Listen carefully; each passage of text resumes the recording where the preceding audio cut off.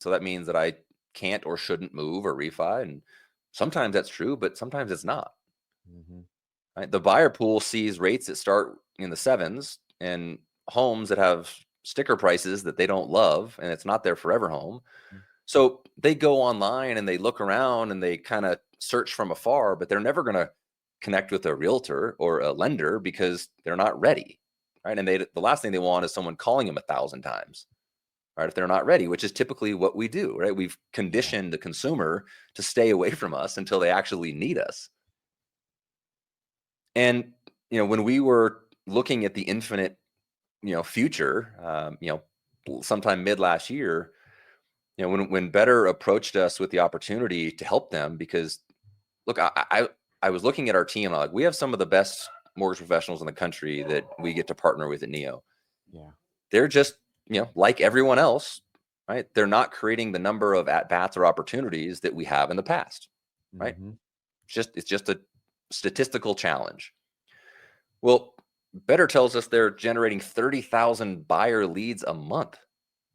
I'm like, there's 30,000 people a month that are asking to buy homes, that are interested, but they're doing it from far away, Mhm. right? They're not talking to a human, right? They're just starting at the top of the funnel. They're going to Better's website. They're, clicking on an ad that Better has out there. There's a lot of people that have an interest, but then that's where they're stopping, right? Mhm. Because then they see the numbers, it scares them, and they back out.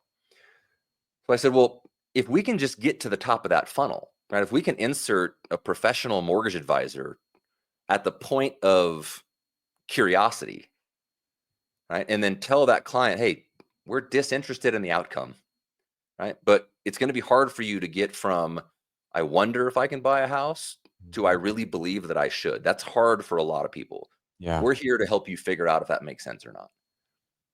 Right. So our goal is just to get more to the point of curiosity and less to the point of commitment.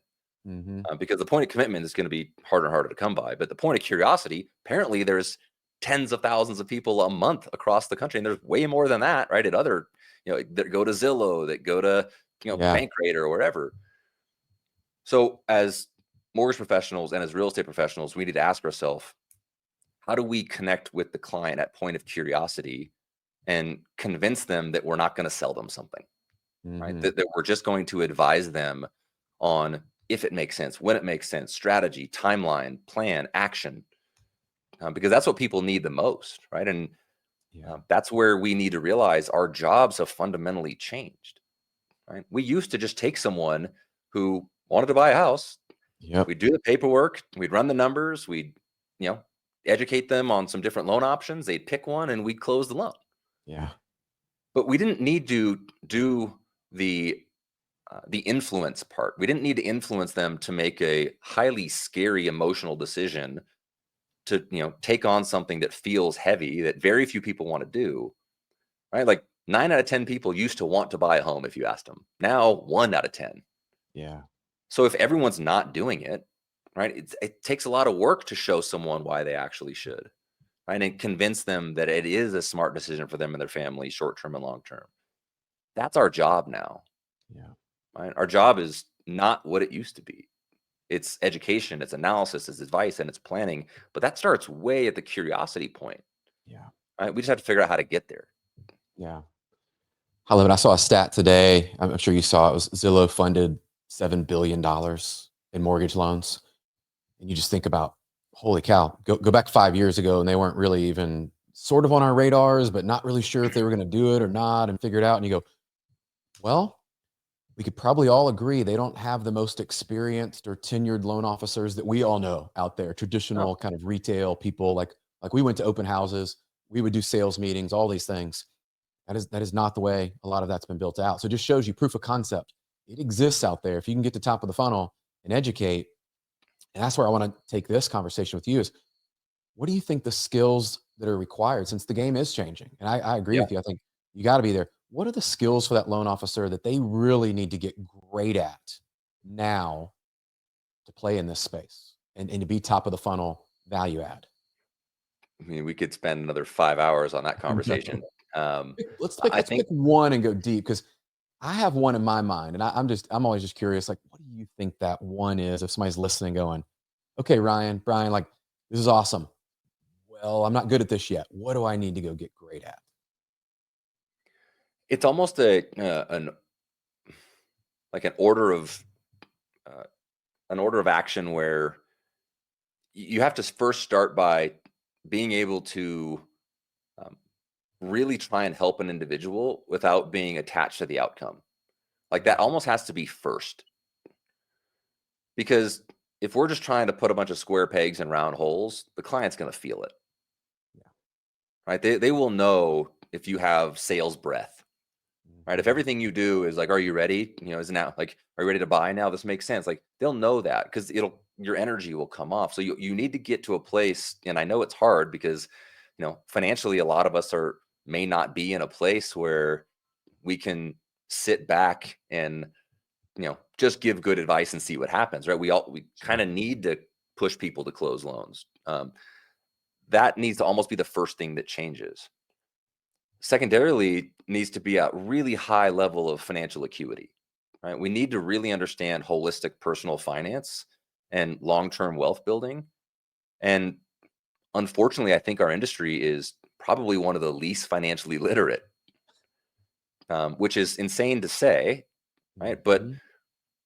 most mortgage lenders have not historically managed money well, Yeah. right? They haven't really turned monthly income into long-term wealth creation. They don't necessarily, and it's likely because they don't have mentors, they don't have people pouring into them. But That's right. financial literacy is hard to give if you don't have it, right? And that's what people need to know to make the decision to buy a home. They need to see into the future. Mhm. So as a mortgage advisor, I need to be able to say, hey, Brian, I know this feels scary today. I know that taking a 7.5% interest rate with a payment that is way higher than what you're paying in rent, with an out-of-pocket expense of X, and a home that is not your forever home. I know that feels scary. It feels like it's probably a bad idea. But my job is to not convince you it's a good idea. It's just to educate you on what happens if you don't do this. Mhm. Right? It's to show you what happens, like how the paths diverge from constant renter to starting to create wealth, and then all the things that comes from that. Yeah. Um, and you have to talk about a lot of things, right? You have to talk about Mm. insurance. You have to talk about liability management. You have to talk about long-term wealth creation through real estate, parents, children. And it's hard to give that advice if you're not living it, because then you feel like you kind of have imposter syndrome. So Yeah. I think it would be a two-step process. One is you genuinely need to just look at, I may have 10 conversations today with prospective interested home buyers. It might only make sense for two of them to buy today, Mhm. right?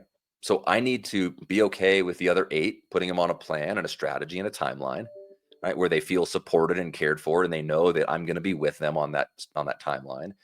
And then the two that it makes sense for, I need to be really good at influencing them to do something that's scary, right? But I Mhm. know in my heart that they're going to thank me for it years from now, Yeah. right? So, and then the financial literacy aspect of it comes in. Dude, that's a great response. I think, Ryan, that's for people listening out there. I hope they don't look at that and just go, yeah, yeah, like that is a playbook for many of you right now that I just conversations I'm having is the wrong mindset to your point of you can just smell the desperation. And so the way that they're approaching that customer probably is turning people off. If they were to slow down and ask better questions, that could help you today if you're listening actually stay in the game. So they don't call somebody else and go, man, I just felt pressured. I'm gonna go somewhere else. Like being that value add. And we've all heard it. It's really hard to give advice on things that you've never done in your life. And so for the people out there, if you're doing well today, I love what you shared, Ryan. And a mentor told me this years ago. Unfortunately, after I'd made enough mistakes and been through the '07, '08, and then 15 and 18 and some of that stuff, like you learn manage your money exceptionally well. Whatever you're making and living below your means, and then if you're able to go and invest in real estate, imagine the experience and the advantage it gives you. And I remember I was scared. Like you're going through that conversation, Ryan. I'm thinking the first time we invested in real estate, it didn't go so well. And so then I come back and I'm like, well, I need to do it again because I need to learn this. The more times that you do these kind of calculated moves, I loved what you shared there because that just makes you a better advisor. When someone calls for a second home or investment property, which are happening, you actually have expertise. And so get out there and today you may not be able to go actually purchase it today, but what a great goal to have to actually plan for that and to go learn about it, understand it, to advise. And you mentioned one thing that I want to kind of hit on, and I was hoping you'd bring this up, is that podcast I was telling you I was listening to with Ed Milet, right? And I'm listening to this, and he's talking about, if I just had one skill today, if I could go back, and he's financial services, WFG, and all that, and he talked about it would be the art of communication and persuasion and influence. And he said, not what you guys probably think of, like convincing people to do things they don't need to do. Right. Is the absolute opposite. It's helping people, to your point, be educated, informed, and make a decision that they can see all the pros and cons. What will happen if I do it? What will happen if I don't? What am I giving up? What could it look like in 5 to 10 years? Because your point, we've bought a couple of not forever homes. Like, Yeah. that's And each part of one of the them, game each plan. one of them for me was scary. Every time I Yes. bought a piece of property, I always thought, I don't know if this feels like it might be a stretch, it might be a reach. Yes. And I look back, within a matter of a year or two, and I'm like, well, that was a great idea, right? But it takes looking back, and we're not good at looking back, right? We only look forward, and it's the unknown is scary. So if we can be an advisor to help someone, like my financial planner, one of my great friends, people always say, well, what a financial planner, like they just oversee your money, they put it in mutual funds or whatever, and it just grows. And I say, look, good financial managers, wealth managers, they manage the emotion of money. Mhm. And so, a good example, COVID hits.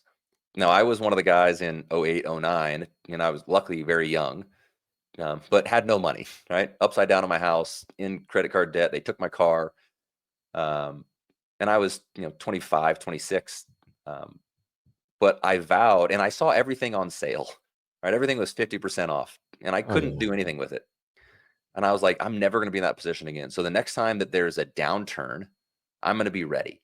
So I'd Yeah. been stockpiling and saving and saving and saving. And, you know, COVID hits. And my financial planner calls me and he says, Ryan, now's the time to deploy it. And I'm like, are you crazy? The world's ending, right? Right. Like the stock market is tanking. Like, I'm not going to catch a falling sword. He goes, it's not going to fall forever. He's like, this thing will, like, the bleeding will stop. You need to start dollar at cost averaging in now. Like, Mhm. things are going to go. And I was like, okay. And I was scared, but one of the best financial decisions I've ever made is to like take, but he didn't manage my money. He managed my emotion. He managed my fear. And that was like an eye opener for me. Like, that's what we need to do. Right. Mhm. Because if it wasn't for fear or money, everyone would own a home, right? We'd have Right. 100% home ownership. Right. But 30,000 people are scared to buy a home right now. They're curious, they want to know, Mhm. but they're not willing to engage me, you, or a realtor because they're not ready. Yeah, man. What an opportunity we have, right? Dude, I love the lessons you've shared, because I hope people listening understand, like, they see a guy like you, or they might see me or somebody out there, and they go, "Oh man, they just figured it out. They've had it easy." And it's like, if you were to hang out with us long enough, and we could have this podcast go on, you would hear all the mistakes, all the Yeah. things, and even the best decisions I've made. I always say is, I had someone in my corner that was wiser than me, that I ran that by, because that fear oftentimes tries to overtake us. And Ron, I just appreciate you sharing and being honest about these things, but also we got very tactical with people, that you could leave this, and hope you guys were taking notes, and you go, okay, I either need to go back and work on my mindset, my approach, my top of funnel strategy, how I approach my business, how I maybe work in person more. You've got things that you can go back today and deploy in your business to help you get from this point A you're at to your point B.